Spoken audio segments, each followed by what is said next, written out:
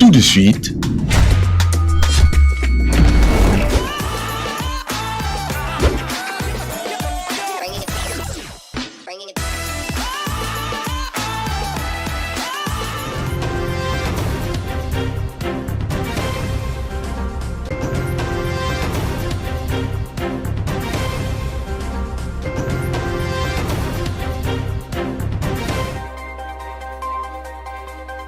le gouvernement de la République, à travers le ministère des Finances, annonce que les banques commerciales ont été approvisionnées en fonds nécessaires pour entamer la paie des agents et fonctionnaires de l'État de ce mercredi 30 juillet. Le président de la Chambre basse du Parlement, Vital Kamerhe, a obtenu le soutien de l'Union interparlementaire en faveur de la paix en RDC. Voilà, c'est tout pour les titres.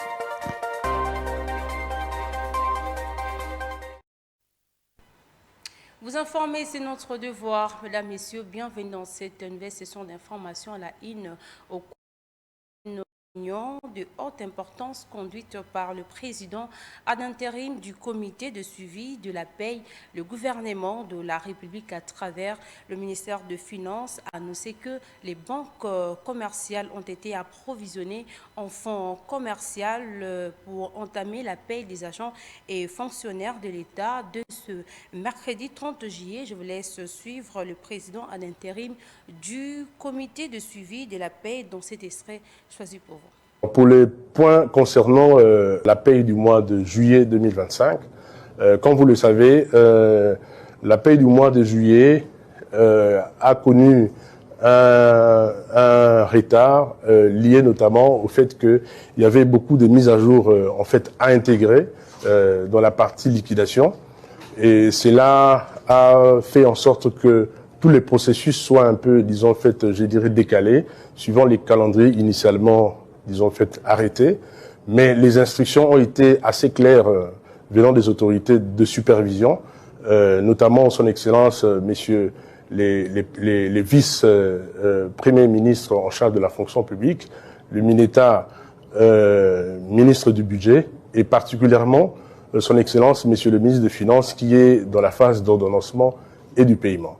Alors, ces instructions vont dans le sens, comme l'avait indiqué le communiqué publié récemment par le cabinet de son Excellence, monsieur le ministre des Finances, qu'on puisse accélérer l'exécution de la paie pour le contenir jusqu'au 2 août.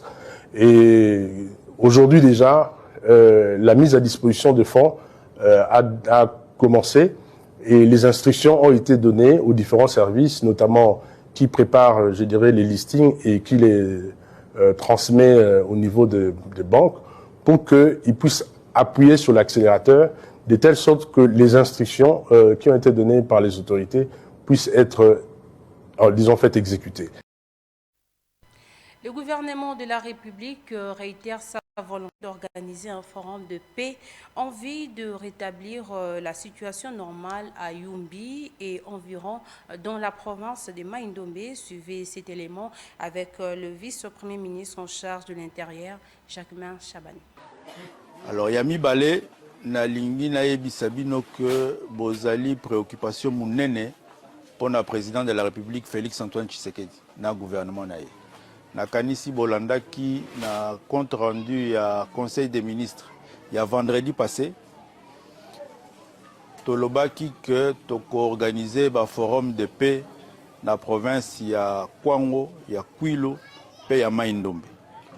Forum de paix wana ezali initiative moko etangami na politique ya mboka na biso ya règlement de conflits. Poto ebi ke bokimaki pona conflit entre ba communauté oyo esalamaki na territoire ya Yumbi.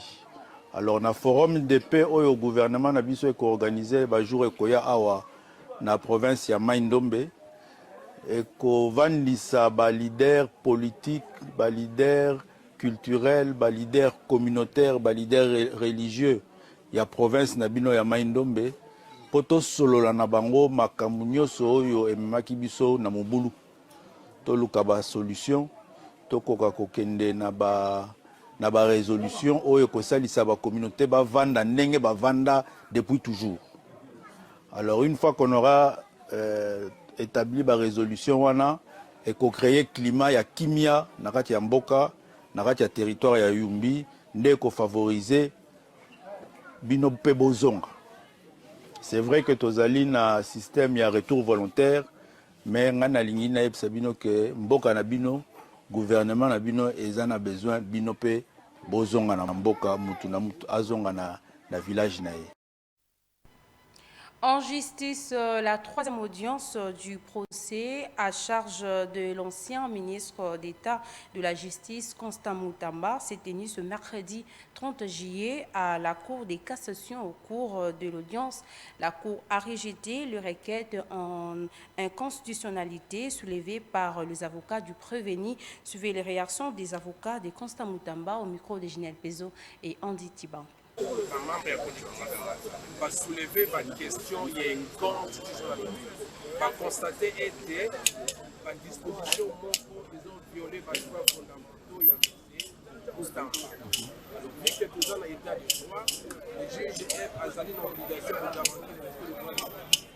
Pour la question, on va déposer en haut débat la Cour constitutionnelle. Seule la Cour constitutionnelle a la prérogative de prononcer sur une question où il va tenir par rapport à la Constitution. De qui on ignore encore. On comprend. Ce Moutamba qu'on voulait n'est plus autre ministre, l'envoyer en prison. Je vous pose vous tous la question. Si Moutamba est arrêté, le pays va avancer, c'est ça. Si Moutamba est acquitté, le pays va perdre quoi? Vous voulez dire que Moutamba bloque l'avancement du pays ou l'avancement de la justice? Tout ce que vous avez suivi, quand nous vous disons qu'il s'agit bel et bien d'un procès politique, les gens crient. Tout ce que vous avez suivi, quel est le lien entre le droit et la politique? Mais de toutes les façons, dès lors que les juges de la cassation se permettent à devenir le juge de la Cour constitutionnelle, concluez vous-même. Nous nous sommes adressés aux juges de la Cour constitutionnelle et on les a signifié que dans la même cause que vous instruisez, nous avons trouvé des éléments que le juge de la constitutionnalité se prononce par ses contrôles. Il se prononce à la place de ce juge pour juger le fondement d'un acte, juger d'inconstitutionnel ou pas, le juge de la cassation. Parlez-vous d'une justice morte ou pourrie? On n'est pas serein. C'est la tête de Moutamba qu'on veut. Quelle sérénité vous voyez dans ce dossier? Le président de la Chambre basse du Caméré a obtenu le soutien de l'Union interparlementaire en faveur de la paix en RDC à l'occasion de 6e conférence mondiale de présidents de parlement qui s'est déroulée à Genève le mardi 29 juillet 2025. Honoré Président et chers collègues, la situation de la République démocratique du Congo illustre de façon emblématique l'urgence et la pertinence de la diplomatie parlementaire renforcée, engagée au service de la paix et du dialogue entre le peuple. Hélas, au moment même où je m'adresse à cette auguste assemblée, la situation sécuritaire à l'est de mon pays demeure extrêmement préoccupante.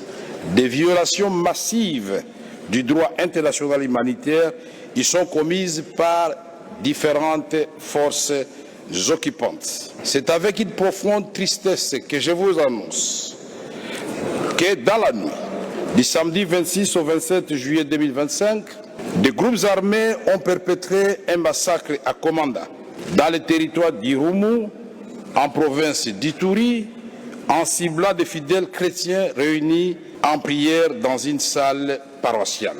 Cet acte d'une violence inqualifiable illustre une fois de plus les souffrances endurées par les populations de l'Est de la République démocratique du Congo depuis plus de 3 décennies, dans un conflit qui a déjà causé près de 10 millions de morts et 7 millions de déplacés. Un véritable génocide oublié. Nombreux sont ceux qui, comme nous, estiment que la diplomatie parlementaire peut et doit être mobilisée pour favoriser un règlement juste et durable de cette tragédie. À ce titre, l'Union interparlementaire devrait s'impliquer davantage sur cette question à un moment où une partie de notre territoire est encore occupée par le Rwanda et l'AFC M23. Aujourd'hui, à Genève, ville symbole des droits de l'homme, je vous invite à vous joindre à la voix du peuple congolais pour condamner sans équivoque ces crimes odieux commis contre des civils innocents. Tout à fait autre chose, les membres du mouvement de rêve handicapés dirigé par Dercy Masséna Moba ont manifesté à Kinshasa contre plutôt la gestion de l'actuel ministre de Personnes vivant avec handicap. Reportage signé par Ginelle Pezo et Fanny Tisoka.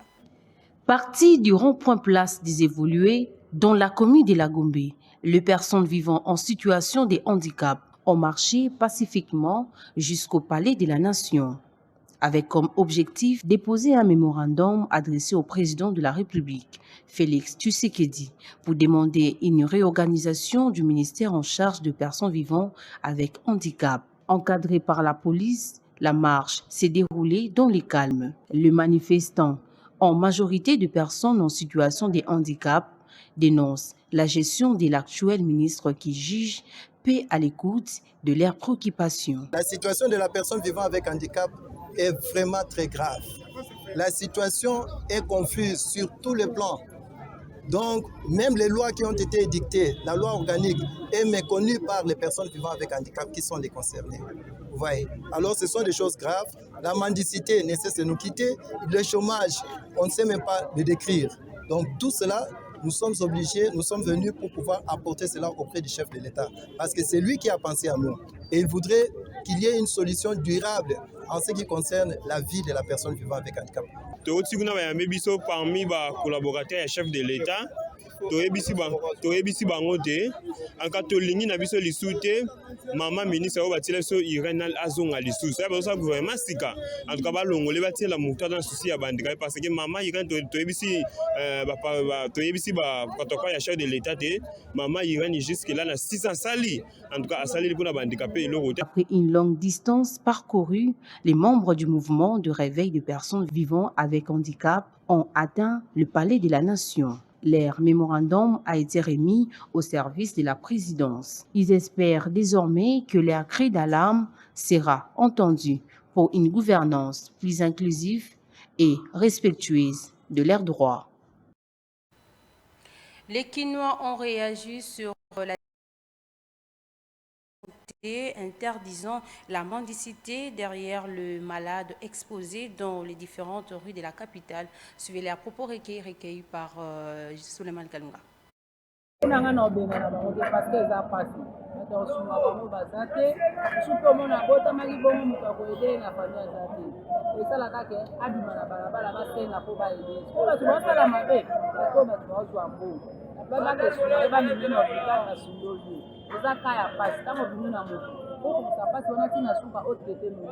Papa, pona ngai maman o bayaka na batu awa baza milibi papa soki mwana ndenga bota mana defo ta mwana bota mina defo bango bayaka na bana anaka awa koya kosenga o mwana esali 6 ans 3 ans ndenge eza bozoluka mo batala opération mais okolanda bango bakoya na 24 soki oke na molar okuta bango oke na ipene okuta bango bamisusu basala ba 5 ans ba 6 ans bayaka neka awa mbongo yango ekokaka te ya kosala opération tolembi papa tomona bango na 24 te biso mpe tooteka lisu bien te likolo na bango moto aza te na mpasi asomba jus asomba mai ntango akotala bango kuna ake apesi bango soki oyetoteka eza te tomona bango na 24 te papa bakende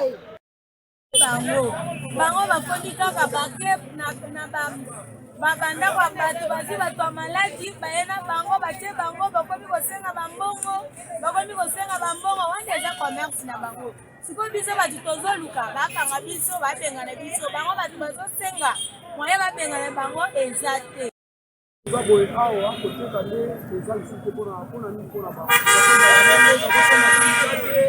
atango babayini kaka so yoki kuna sunga mutu akotama na maladi na ye toboyi te mais so aveugle la sava so afese osala nini yango ayambela makambo ne wana ayambela makambo na bato wana bazoderange batoteka eza lisusu bakomi kotambola esika nyonso lelo omoni bango awa nobiado ekomi lokola coopération na bango. Tout à fait autre chose, tuerie de civils par le rebelle en territoire d'Irumu, dans la province de l'Ituri. Un communicateur du parti appelle le gouvernement de la République à jouer son rôle dans la protection de la population. Suivez sa réaction plutôt recueillie par Héritier Sekome et Andy Chiban. Nos sincères condoléances aux différentes familles qui sont éplorées, mais toutefois, il y a lieu de soulever que ce qui se passe à l'est de la République démocratique du Congo fait suite à l'incapacité du gouvernement de pouvoir aussi assurer la sécurité de nos concitoyens. Et nous estimons que ce genre d'actes prouvent à suffisance qu'il est essentiel à ce que nous puissions nous unir autour d'une table pour savoir comment traiter les causes profondes qui font à ce que nous puissions réellement connaître ces mauvais sorts. Et vous savez très bien que le parti en vole à travers son leader, Délice Sanga Ipungu Djakaseng, c'est lui que nous considérons comme la dernière carte qui reste pour sauver les Congo. Nous insistons sur la nécessité de ces dialogues qui devraient en principe être convoqués par les pères des églises, notamment les CC et la Senko, qui ensemble, et nous allons être en mesure de pouvoir engager des discussions profondes pouvant nous permettre à ce que nous puissions réellement ouvrir la voie de la refondation de l'État. Parce qu'aujourd'hui, nous continuons toujours à pleurer les morts, mais le plus essentiel est que nous puissions réellement savoir comment poser des actes qui feront en sorte que ces plafonds verts soient aussi brisés. D'où nous estimons qu'il est essentiel à ce que nous puissions aller sur cette dynamique, la refondation de l'État, pour permettre à ce que nous puissions mettre fin à ces cycles de violence. Après les agents et cadres du Daria au sport qui réclamaient l'amélioration des conditions salariales, les agents du Stade des Martyrs à leur tour réclament 12 mois d'arriérés de salaire. Suivez ces propos recueillis par Enoch Moutela. Nous, les gens du Stade des Martyrs, nous avons 12 mois de paiement. Nous devons comprendre que nous avons chaque jour dans le Stade des Martyrs. Pour foutre à biso moins. C'est important.